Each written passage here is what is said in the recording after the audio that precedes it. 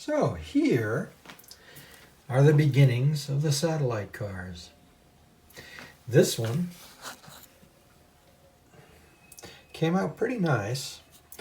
I'm finding that with 3D printers, the bottom of an object becomes pretty rough, especially when it needs supports. For instance, these wings here are higher than the base of the model, and of course the printer can't print in midair, so you need supports, but the supports cause all sorts of little ridges and stuff. That's not going to be that much of an issue because this was a big one I made to see how the details would come out, and I'm pretty happy with that. You can see there's the light on the front of it, there's the two little lights on the rear of it that came out, so, and the bulge that was underneath here for the supports.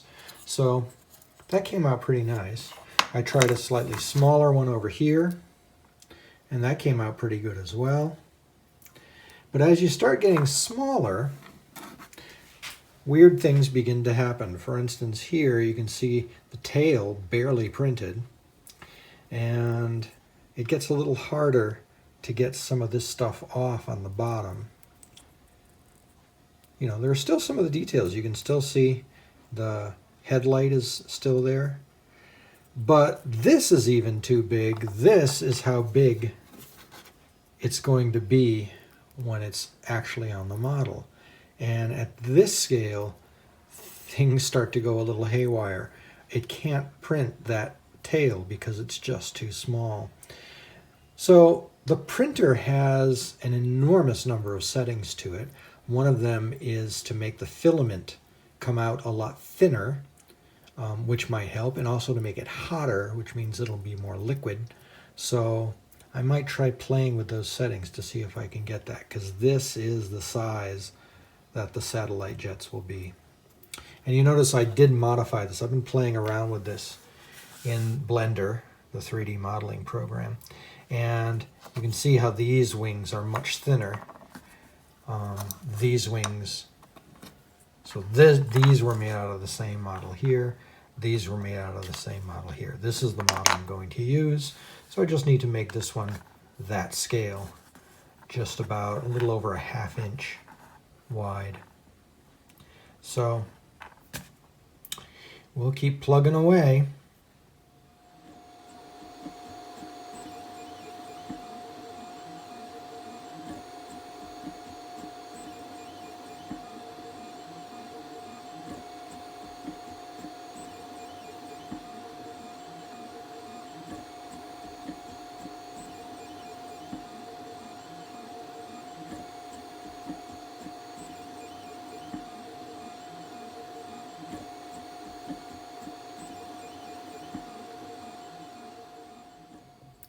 So there is the tower for the satellite.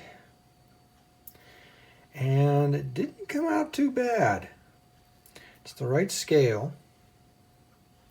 So if I were to take that tiny car and put it there, that's just about how big it is. I might be able to make it a little bigger. But again, you know, a few problems here. If you notice, there's quite a bit of warping here and a lot of scaling. But you know, generally speaking, it's pretty good. I'm pretty happy with it. So we'll keep working and see if we can make it better. All right, here's another version of the satellite tower. And note how much straighter the supports are. That's because I discovered if I lowered the temperature of the extrusion, these things didn't curl up. They printed pretty well. Now that left a little bit more scruffiness to the bottom areas here. So that was a trade-off. and up here the sphere at the top didn't come out as well. But this looks a lot nicer, so I'll still tweak the settings a bit and see if I can get a better print. But this is looking a little bit better. And all I have to do then is print out all of the arms that come out of here, and then print out more of the little jets, and then attach them all together with glue, because there's no way I can print this whole thing as one unit.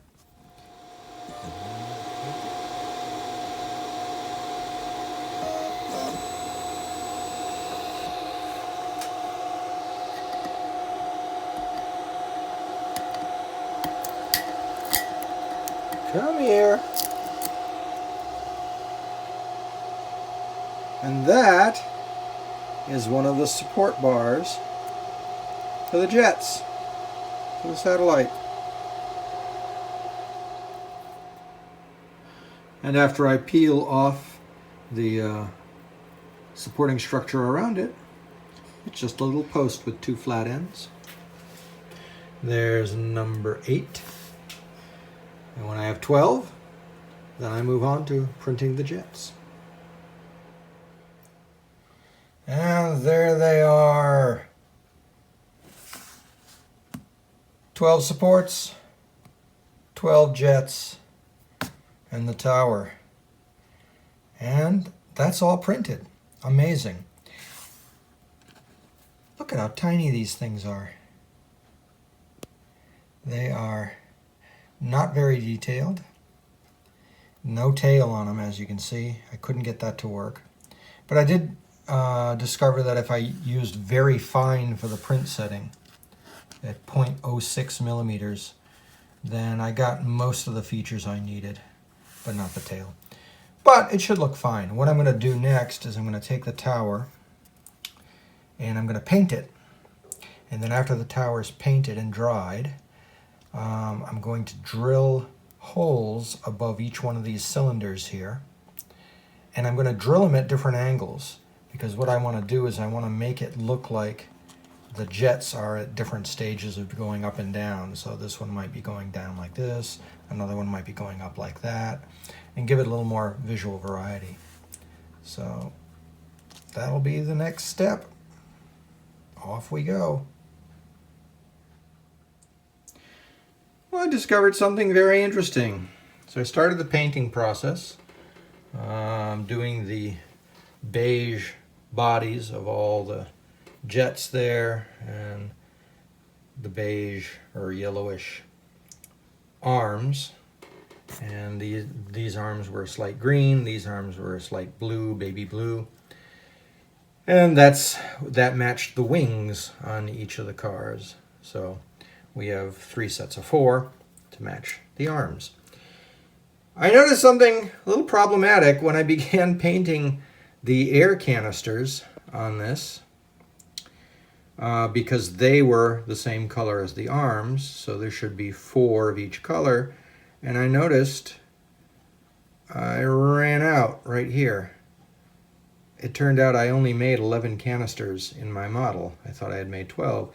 So I have to redo this, which isn't a big problem because I wasn't completely happy with the way this turned out anyway. So I'm in the process of redoing this, and then I'll repaint it, and hopefully we'll be on our way.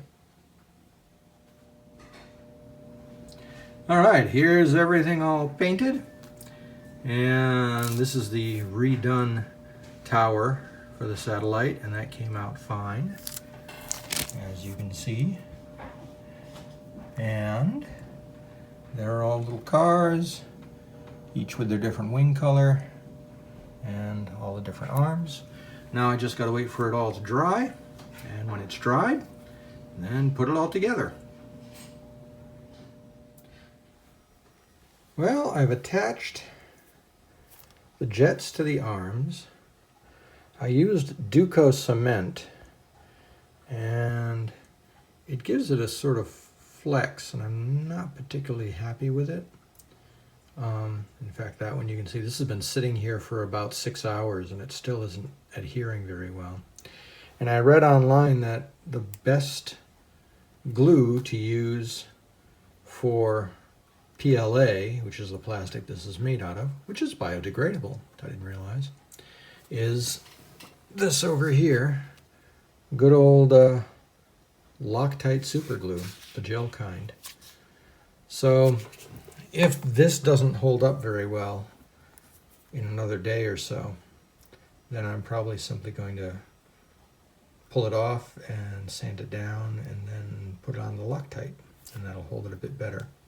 As for drilling the holes in here, it turns out that's going to be a little more challenging than I thought. I have a bit that would work, but I have nothing to put the bit in. I don't have a drill small enough that would hold the bit. So I just ordered a micro drill set. Even my Dremel wouldn't take the bit. My Dremel was too big. So I'm ordering a micro drill set in order to be able to drill holes to fit this, because this is going to happen a lot with many of these other ride models. So, and actually over in the other room I've got another ride running right now. It's the only model that I bought online so far, and I did it because I just couldn't figure out how to build this thing in 3D to look any way realistic. So I found on TurboSquid a model that was about 50 bucks, and I decided to spend the money, and it's a gorgeous model of the Tilt-A-Whirl. Let's take a look at that. There it is, building the entire Tilt-A-Whirl from scratch.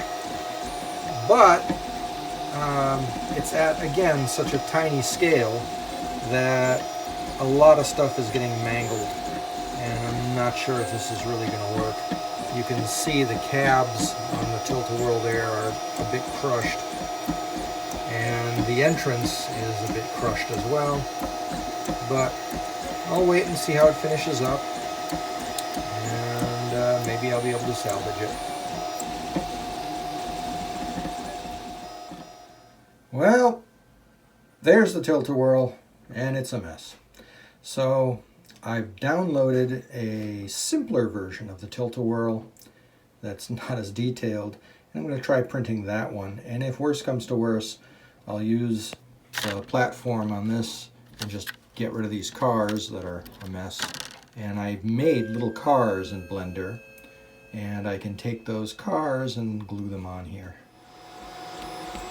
Alright, the final piece for the Tilt-A-Whirl being printed out. And one little thing, I fixed the spool over here with some inserts that I found on Thingiverse. The same inserts I put in here, which makes my spool spin a lot smoother, and it's giving me a much better feed of the filament on here. So here's my last little piece, and I'll just clip this and then show you what the Tilt-A-Whirl is looking like. So here's what the Tilt-A-Whirl is looking like so far. I even got little signs on there that I glued on as a graphic. I had to do this in several pieces. As you saw, this thing just blew apart when I tried to print the whole thing. So I took the base from the original print I had, and I scraped off all the loose pieces. And then I created my own model of the cabs for the Tilt-A-Whirl, and I printed each one of these out individually and then glued them in place. This centerpiece here, which was actually a canvas, it came up a little higher and it was more even here, and this was a light ring of fluorescent lights in the middle, but it had these little barrier fences around, so I'm going to put those in there. And then we had the railings that went all the way around, and I'll glue those into place. First thing I want to do before I start gluing these in place is I want to paint the surface here. And I think I'm going to try painting this time with the acrylic paint, because I discovered, I didn't realize PLA, the plastic filament that's used in this, is made of corn and sugar. It's biodegradable, which makes me feel a little bit better about using it. But since it's organic like that, I might be able to get away with using acrylic paint instead of what I used on the satellite, which was the Tester's not epoxy, God no, the enamel-based paint. But as you can see, I put the little stairs here, the entrance, and this was the operator station over here.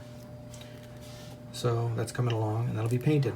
As for the satellite, what I discovered is the Duco cement I affixed the arms to really didn't work. It was like rubber and it wasn't very stable. And I also discovered I had put all of the arms on the wrong side of the jets. They were all going in the wrong direction, so I had to pull it all off anyway. So I think instead, I tried the super glue on this, but because there's the enamel paint on it, it's not sticking. I think what I'm going to try to do is use hot glue on this, which might be a good solution. And then the enamel paint is not on the ends here, so I probably could use the super glue on that. So that's where we are at this point, and we'll be back to you once I start getting this painted. So here are the jets pointing the right way, finally. And the hot glue worked out really well. What happened at first is I tried putting a blob of hot glue on the jet, then putting the arm on, and that didn't quite work. It left this big lump. So instead what I did is I put the hot glue on my drip pan and then dipped the arm in the hot glue, which melted the arm, and then when I applied it to here, it actually melted right into the body, and it holds really well. That came out very nice. So I'm very happy with that. Now we just have to wait for the micro drill set to come in, and then we can start putting the whole thing together.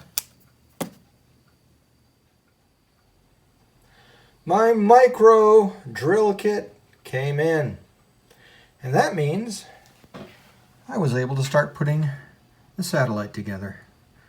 It's coming along bit by bit, but I got sidetracked yet again, and I began working on this, the Ferris wheel, and it's almost ready to glue together. What I'm going to have to do, of course, is paint these first, because if I don't paint them, it's going to be hard when the top goes on. But I have the struts done. The nice thing about the Ferris wheel is it was mostly white. The cabs had red and blue alternating colors on them, so that'll be easy to do. And I had to do all this myself. I couldn't find any of this online that looked like the Mountain Park wheel, so I did all this myself in Blender and then printed it out, and it should work out just fine. So I got to paint this. I also still have to paint the tilt-a-whirl, which will be a chore, and then finish gluing all that together. And then I'll have 3 rides ready to go over to Heritage Park. It was touchy going for a while, but the satellite is done. Look at that. There she blows. So, now that that's all finished, it was difficult because I had to hold, of course, that in place until the super glue set, and sometimes it wouldn't hold and I would have to do it again. But it's pretty stable now, which is good. So the next thing is the Ferris wheel and the tilt-a-whirl. Off we go. All painted. And I discovered some interesting things. Notice the Ferris wheel is mostly pinkish and light bluish. Well, I attempted to paint this with acrylic paint rather than enamel. And as you can see, the paint just doesn't adhere as well. It gives it more of a candy color compared to this, where the colors, even though they're pastel, are very saturated. And I did the same thing here. I attempted to paint this with acrylic, and the top is sort of the same sort of candy color. So after that, I stopped and I went back to enamel. And so the base over here and the posts I painted with enamel, and that came out a little better. I still need a couple more things.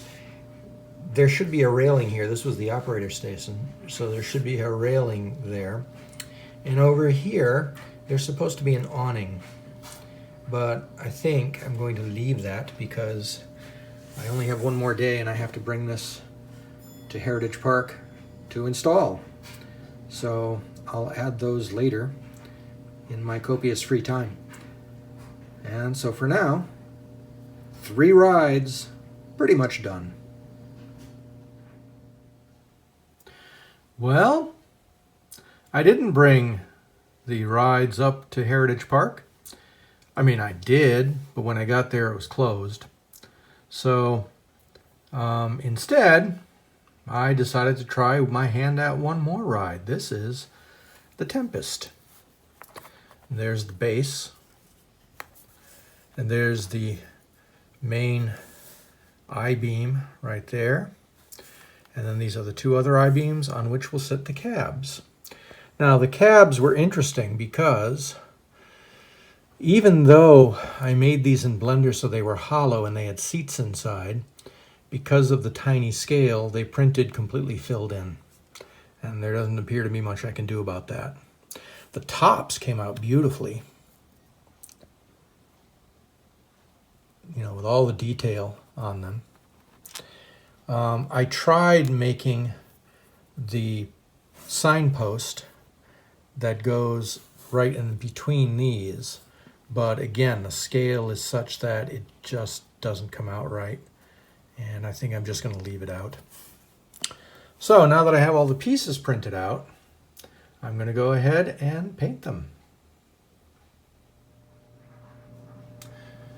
And there's the Tempest.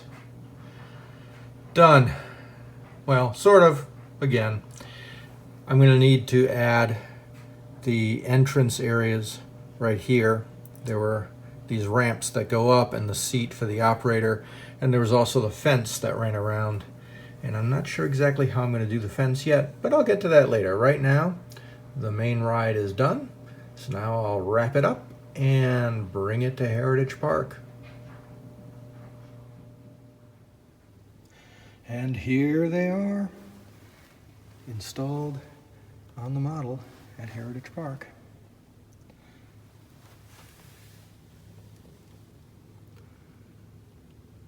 You can look down the midway, and there's the Tempest, and the Tilt, and the satellite.